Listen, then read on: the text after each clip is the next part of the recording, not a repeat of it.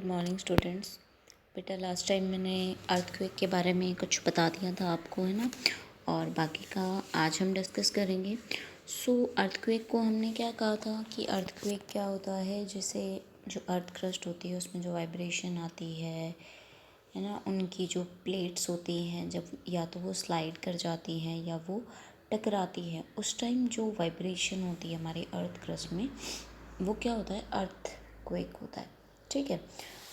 हमने डिस्कस किया, ये भी किया था जैसे फोकस के बारे में और एपिसेंटर।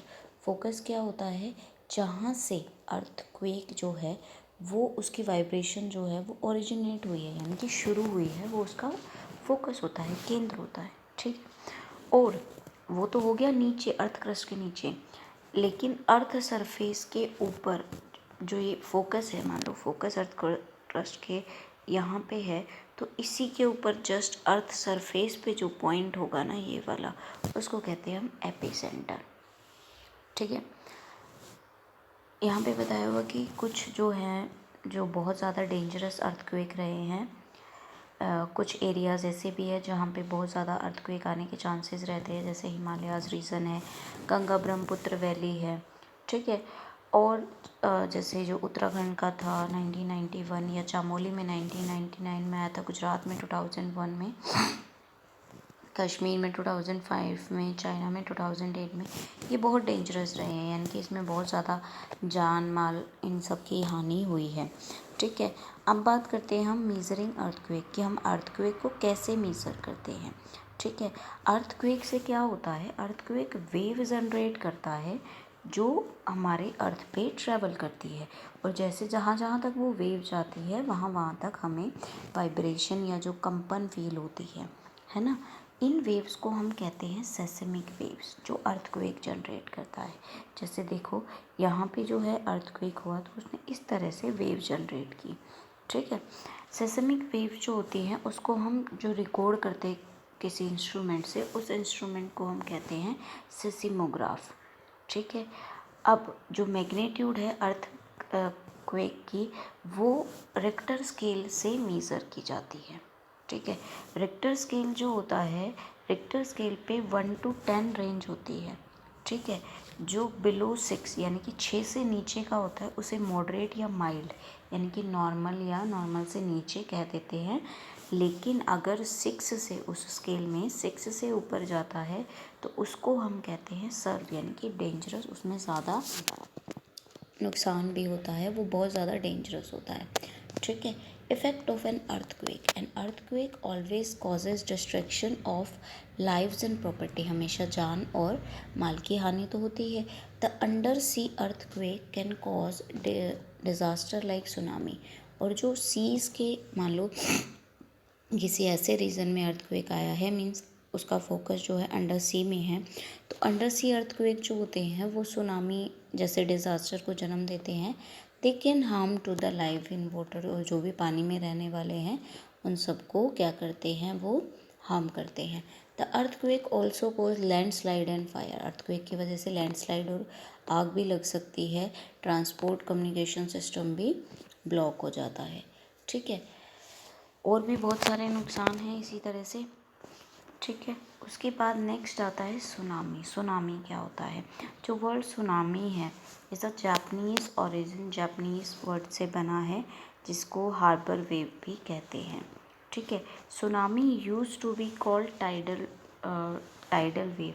देखो जो टाइड फॉर्मेशन होती रहती है सी में, उसको एक तरह से सुनामी को हम टाइडल वेव्स भी कह सकते हैं, but they have nothing to do with the tides.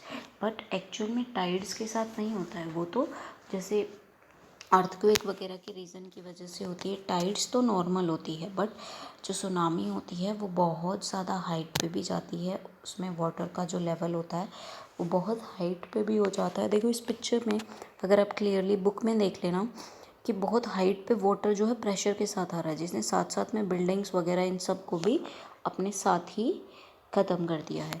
Tsunami is a huge wave in the ocean, बहुत बड़ी वेव होती है ओशियन, महासागरों में, that develop as a result of an earthquake, जो अर्थक्वेक के या वोल्केनिक इरप्शन के बाद डेवलप होती है।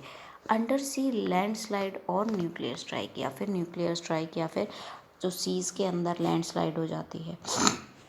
It can reach about a height of 100 feet, और ये करीबन 100 फीट या 30 मीटर की हाइट तक ऊपर उठती हैं। विद अ ग्रेट स्पीड, इनकी स्पीड बहुत ज़्यादा होती है।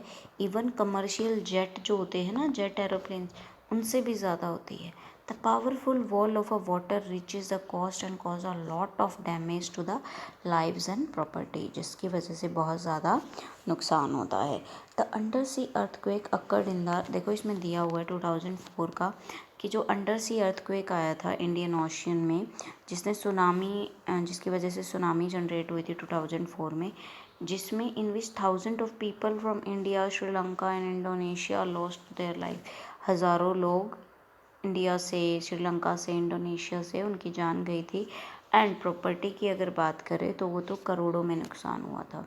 ठीक है, उसके बाद आता है यहाँ पे देखो, जो जापान का अर्थक्वेक था 2011 वाला, वो बहुत डेंजरस था। उसकी रेंज, जैसे अभी हमने बताया ना, रिक्टर पे 6 से ऊपर वाला जो होता है,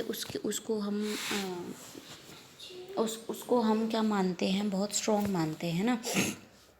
तो जो अर्थक्वेक हुआ था 2011 का, उसकी जो रेंज थी वो अबाउट 8.3 8.2 रिक्टर स्केल पे हम उसको मीन्स मेज़र किया था, तो वो 8.2 था। ठीक है, जो जापान में 2011 में हुआ था, और इसमें क्या हुआ था, बहुत ज़्यादा नुकसान हुआ था। 10,000 के करीब लोगों की जान गई थी, बहुत ज़्यादा बाकी प्रॉपर्टीज़ का भी नुकसान हुआ था। ठीक है, और उसकी वजह से क्या हुआ था, देखो जैसे एक ऑयल फैक्ट्री में आग लग गई थी, जो करीबन 10 डेज़ में जाके शांत हुई थी। जो जैसे न्यूक्लियर रिएक्टर होते हैं, वो क्या हो गए थे, अर्थक्वेक की वजह से ऑटोमेटिकली शट डाउन हो गए थे। 20,000 2 lakh people were evacuated from there, वहाँ से लोगों को निकाला भी गया था। और उसके बाद भी जैसे प्रॉब्लम और बढ़ी थी, तब उसके बाद एक वोल्केनो भी आ गया था, जिसने बहुत सारा ऐश और रॉक्स 2 जैसे माइल्स से रखा है ना, 2 माइल्स तक के रीजन में फेंक दिया था। उस टाइम जापान को बहुत ज़्यादा स्ट्रगल करना पड़ा था। ठीक है, सो जो भी नेचुरल डिज़ास्टर होते हैं, इनकी वजह से बहुत ज़्यादा नुकसान होता है। पहले तो क्या होता था, पता भी नहीं लगता था। अब तो थोड़ा ये हो जाता है कि जैसे पहले ना, इन चीज़ों के बारे में थोड़ा सा आइडेंटिफाई कर पाते हैं, और जो हमारे बहुत सारी साइंटिफिक टर्म्स या इंस्ट्रूमेंट्स लगे हुए हैं, उनसे हमें ये पता लग जाता है कि भाई किस रीज़न में कब तक सुनामी, अर्थक्वेक आने की संभावना है, इस तरह से, इसीलिए पहले से अवेयर कर देते हैं। ठीक है, उसके बाद है, it is important to know about tsunami. Tsunami के बारे में जानना बहुत ज़रूरी है, क्योंकि ये एक मेजर डैमेज कर देती है, और उस एरिया के लोगों को बहुत कुछ, या तो जान ही चली जाती है या बहुत सफ़र करना पड़ता है।